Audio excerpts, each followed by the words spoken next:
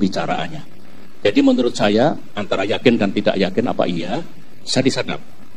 Nah, kalau betul-betul disadap, maka segala pembicaraan, kemudian kegiatan, mungkin strategi, mungkin rencana, apapun, akan diketahui oleh mereka yang tidak punya hak sama sekali.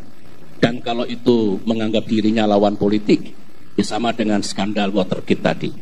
Mendapatkan keuntungan dan manfaat politik dengan cara menyadap, mengetahui, mendapatkan informasi tentang seluk-beluk pembicaraan termasuk rencana dan strategi dari lawan politiknya. Dalam pilpres maupun pilkada, ya penyadapan seperti ini sangat bisa membuat seorang kandidat kalah. Ya memang akan ketahuan semua, mau dirahasiakan seperti apapun, ketahuan, tahu. Sementara itu saudara-saudara, saya ingatkan masih kembali ke soal penyadapan ilegal, karena for me it is very serious. Serius. Kita punya perangkat undang-undang, adalah undang-undang tentang informasi dan transaksi elektronik, ITE. Ya, itu pertama kali terbit di era saya dulu pada tahun 2008, kemudian diperbaharui di era Pak Jokowi pada tahun 2016. Di situ ada pasal-pasal yang melarang seseorang atau pihak manapun melakukan penyadapan ilegal tadi. Salah satunya saya bacakan, ini pasal 31. Setiap orang dengan sengaja dan tanpa hak atau melawan hukum melakukan intersepsi atau penyadapan atas informasi elektronik dan atau dokumen elektronik dalam suatu komputer dan atau sistem elektronik tertentu milik orang lain dipidana dengan pidana penjara paling lama 10 tahun, berat hukumannya, dan atau denda paling banyak 800 juta rupiah. Konstitusi kita, undang-undang kita, aturan kita sama dengan negara-negara lain melarang tindakan penyadapan ilegal itu. Oleh karena itulah, dengan semuanya itu, saya bermohon sebagai warga negara biasa, teman-teman, kalau memang pembicaraan saya kapanpun, kalau yang disebut kemarin pembicaraan saya dengan Pak Ma'ruf Amin itu disadap, ada rekamannya, ada transkripnya, maka saya berharap pihak kepolisian, pihak kejaksaan, dan pihak pengadilan untuk menegakkan hukum sesuai undang-undang ITE tadi. Saya hanya mohon itu, sebagai rakyat bisa mendapatkan keadilan dan tegaknya hukum. Dan mulai hari ini saya akan mengikuti apa respon dari penegak hukum, karena ini bukan delik aduan. Tidak perlu Polri menunggu aduan saya. Sekali lagi, bukan delik aduan. Equality before the law, kesamaan dalam hukum itu adalah hak konstitusional setiap orang. Semangat dan jiwa Undang-Undang Dasar 1945 juga seperti itu. Dan melalui mimbar ini, saya juga mohon agar transkrip percakapan telepon saya yang sekarang katanya dimiliki oleh pihak Pak Ahok, beliau sendiri, atau tim pengacaranya, saya juga bisa mendapatkan. Karena saya khawatir kalau tidak saya dapatkan, sangat bisa transkrip itu ditambah atau dikurangi percakapannya. Sangat mungkin kalau sudah menjadi transkrip itu bisa ada tambah kurang yang tentu akan berubah dari isinya seperti apa. Saya sungguh ingin mendapatkan transkrip itu karena dikatakan kami punya buktinya, kami punya rekamannya, dan kami punya transkripnya. Kurang lebih seperti itu. Nah, kalau saudara-saudara yang menyadap secara ilegal ini bukan pihak Pak Ahok atau tim pengacaranya Pak Ahok dan pihak lain, saya juga bermohon kepada negara untuk diusut siapa yang menyadap itu. Yang saya tahu di samping KPK menyadap yang urusannya tindak pidana korupsi, ada lembaga yang lain, yaitu Polri, BIN atau Badan Intelijen Negara, dan juga BAIS TNI. Saya tidak tahu apakah masih ada atau tidak. Tetapi paling tidak itulah institusi-institusi negara yang memiliki kemampuan untuk menyadap. Pemahaman saya, sama seperti waktu saya memimpin dulu, penyadapan itu tidak boleh sembarangan, tidak boleh ilegal, dan harus berdasarkan aturan yang telah diatur oleh undang-undang. Tapi kalau misalnya, mudah-mudahan tidak, yang menyadap itu bukan Pak Ahok, tapi lembaga yang lain tadi, menurut saya sama. Hukum mesti ditegakkan. Nah, kalau institusi negara, misalnya Polri, ataupun BIN, menurut saya negara ikut bertanggung jawab. Saya juga permohon Pak Jokowi, Presiden kita, berkenan memberikan penjelasan. Dari mana transkrip atau sadapan itu? Siapa yang menyadap? Supaya jelas. Yang kita cari kebenaran. Ini negara-negara kita sendiri, bukan negara orang lain. Bagus kalau kita bisa menyelesaikan segala sesuatunya dengan baik, adil, dan bertanggung jawab. Itu dari aspek hukum, saudara-saudara, dan juga sedikit dari aspek politik. Nah, kalau dari aspek sosial, begini. Kalau saya saja sebagai mantan presiden yang mendapatkan pengamanan dari Pas Pampres, begitu mudahnya disadap. Bagaimana dengan saudara-saudara kita yang lain, rakyat yang lain, politisi yang lain? Sangat mungkin mereka mengalami nasib yang sama dengan yang saya alami. Nah, kalau itu terjadi, negara kita seperti rimba raya. Hukumnya hukum rimba, artinya yang kuat menang, yang lemah kalah. Padahal yang betul itu yang benar menang, yang salah kalah. Jadi kita mohonkan betul penjelasan dari Bapak Presiden tentang hal ini. Ya mudah-mudahan tidak terjadi sehingga rakyat menjadi tenang. Tetapi karena diucapkan di depan persidangan, berarti itu memiliki kekuatan tersendiri, memiliki keabsahan tersendiri. Itu yang kita sampaikan.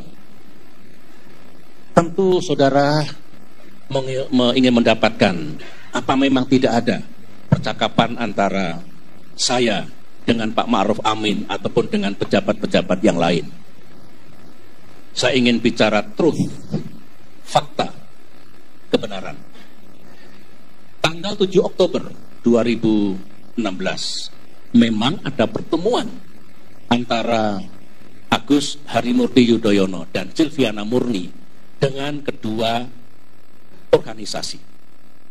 Pada hari itu dijadwalkan Agus Silvi bertemu dengan PBNU dan PP Muhammadiyah.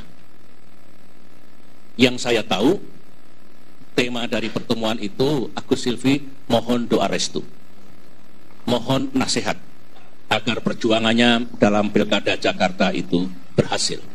Itu yang saya ketahui. Kemudian sebelum Agus Harimurti Yudhoyono berangkat, saya pesan sampaikan salam saya kepada beliau-beliau, dan kapan-kapan senang kalau saya bisa bertukar pikiran tentang masalah Islam dan dunia. Untuk teman-teman ketahui, sekarang ini saya adalah satu dari 3 yang disebut wise persons yang tergabung dalam Wise Person Council. Saya mantan Presiden Turki Abdullah Gül dan mantan Presiden Nigeria Abdus Salam secara resmi sejak tahun yang lalu itu menjadi Wise Person Council dari Organisasi Kerjasama Islam OKI yang pusatnya di Jeddah, Saudi Arabia. Peran dan tugas kami bertiga adalah untuk memberikan pandangan dan nasihat kepada OKI tentang bagaimana kita mengelola permasalahan Islam sedunia, Timur Tengah, Rohingya, dan banyak lagi tempat yang menurut OKI kita harus peduli dan juga mencari solusi. Dalam konteks itulah waktu itu saya sampaikan, kapan-kapan kalau bertemu saya bisa mendiskusikan itu. Kemudian saya diberitahu di acara PBNU itu cukup lengkap. Bukan hanya Pak Said Agil Siroj, Yai Said Agil Siroj, tetapi juga Pak Ma'ruf Amin sebagai Rois Am. bukan dalam kapasitasnya sebagai ketua MUI. Dan mereka para pengurus itu yang katanya lengkap mengira saya ikut dalam rombongan itu. Saya katakan tidak mungkin.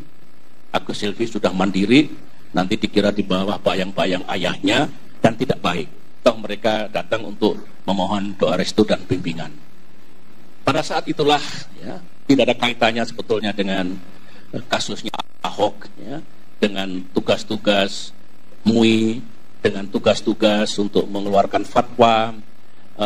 Ada staf yang bukan saya menelpon Pak Ma'ruf Amin langsung atau Pak Ma'ruf Amin menelpon saya langsung, tapi ada staf yang di sana dengan handphone yang menyambungkan percakapan saya dengan Pak Ma'ruf Amin yang kaitannya seputar pertemuan itu. Dan saya ulangi lagi tadi bahwa kita insya Allah suatu saat bisa berdiskusi dengan yang lain-lain.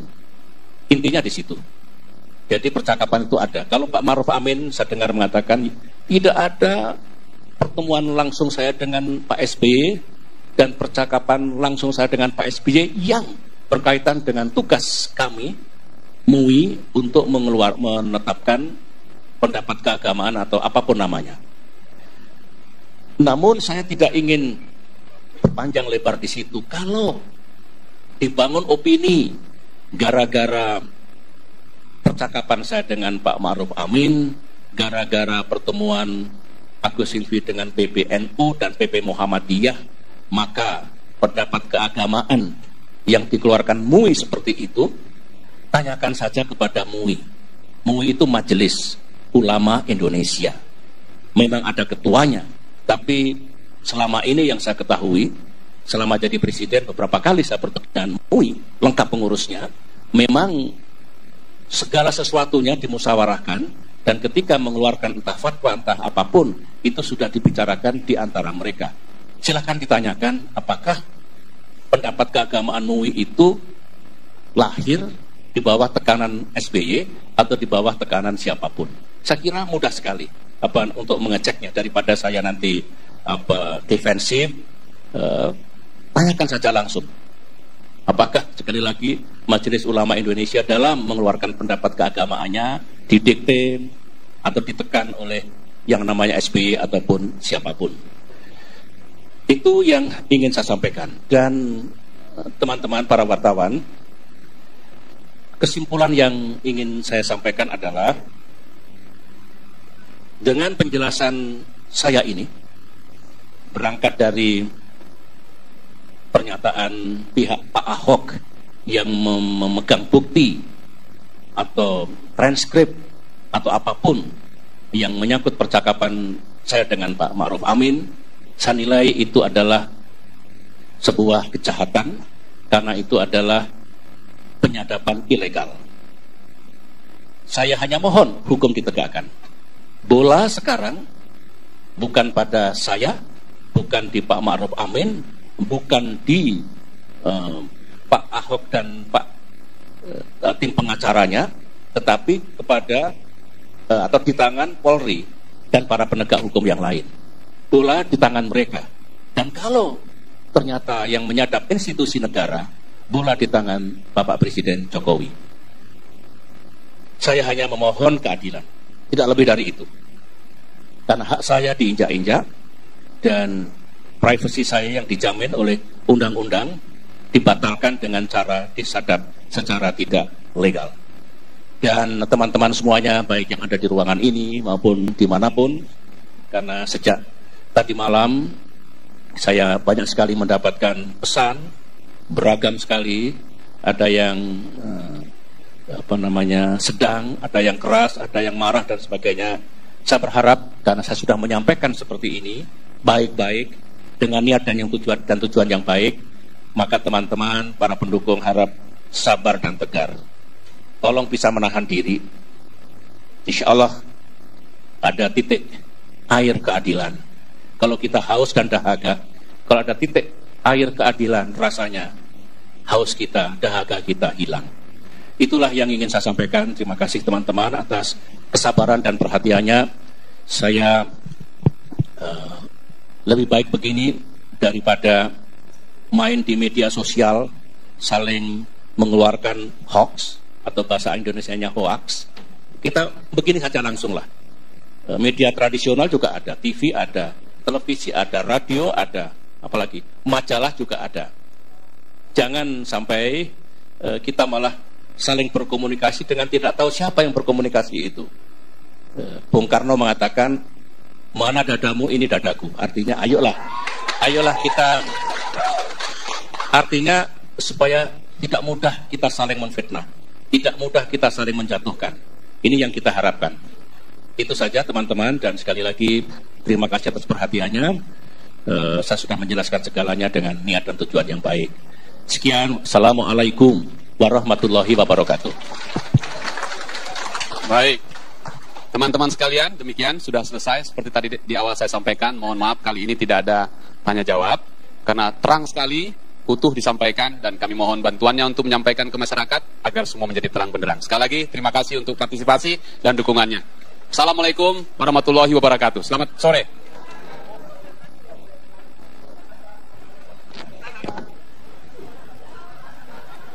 Ya, pemirsa, itu adalah baru saja pernyataan resmi yang disampaikan oleh Ketua Umum Partai Demokrat Susilo Bambang Yudhoyono atas tudingan yang kemarin dalam persidangan ataupun usai persidangan bermunculan ke permukaan bahwa ada dugaan yang ditujukan kepada Presiden ataupun kepada mantan Presiden Republik Indonesia Susilo Bambang Yudhoyono dan juga Ketua MUI Ma'ruf Amin yang diduga mereka terlibat dalam sebuah percakapan yang sudah disadap dan ada pesanan fatwa oleh SBY terhadap Ma'ruf Amin untuk mengeluarkan fatwa mengenai penodaan agama yang dilakukan oleh Gubernur DKI Jakarta pada saat itu, Basuki Cahayapurnama ataupun Ahok.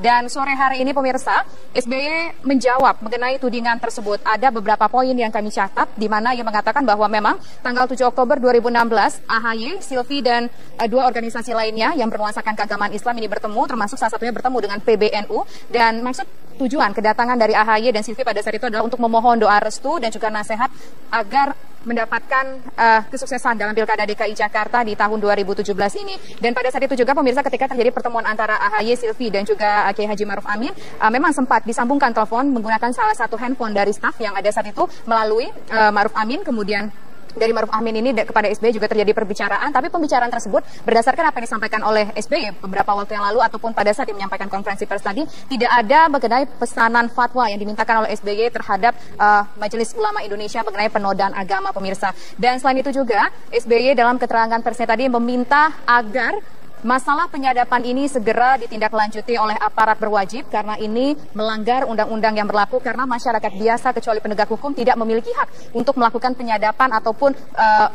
mencuplik pernyataan seseorang melalui telepon ataupun dari manapun itu untuk menyadap untuk kepentingan politik ataupun kepentingan apapun, dan ini dimintakan oleh SBY agar segera dilakukan proses hukum yang adil untuk dirinya. Dan berikut pemirsa tanggapan dari salah satu kuasa hukum Ahok, Syira Prayuna. Maksud Pak Basuki itu, laporan itu disampaikan pada pihak saksi pelapor. Jadi tidak relevan dan tidak ada urgensinya kalau Pak Ma'ruf Amin harus dilaporkan. Tidak ada sedikit pun kita berpikir Pak Ma'ruf Amin mau dilaporkan. Yang kita stressing dari awal adalah saksi-saksi pelapor yang memiliki yang memberikan keterangan di hadapan persidangan itu, yang telah di bawah sumpah memberikan keterangan palsu. Nah, untuk itu kenapa kami ini penting untuk menjelaskan bahwa kami tidak pernah berpikir sedikit pun, kami tidak memandang ada relevansinya, dan kami tidak melihat ada urgensinya Pak Ma'ruf Amin dilaporkan terkait dengan keterangannya di persidangan karena beliau bukan saksi pelapor.